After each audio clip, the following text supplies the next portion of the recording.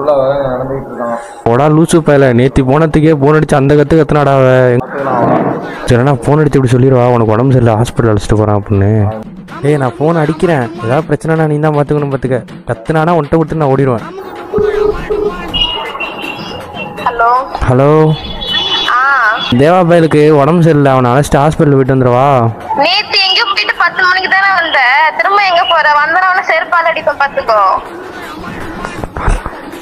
நான் என்ன அவன்கிட்ட கொடுக்குறேன், நீ பேசுறியா? நீ என்ன அவன்கிட்ட கேட்டுக்கோ. ஹலோ ஹலோ எனக்கு உடம்பு சரியில்லை, இப்போ வீட்டுக்கு வந்தேன்ட்ட வண்டி இல்லை, அதான் அவனை அழைச்சிட்டு போயிட்டு வரணும்.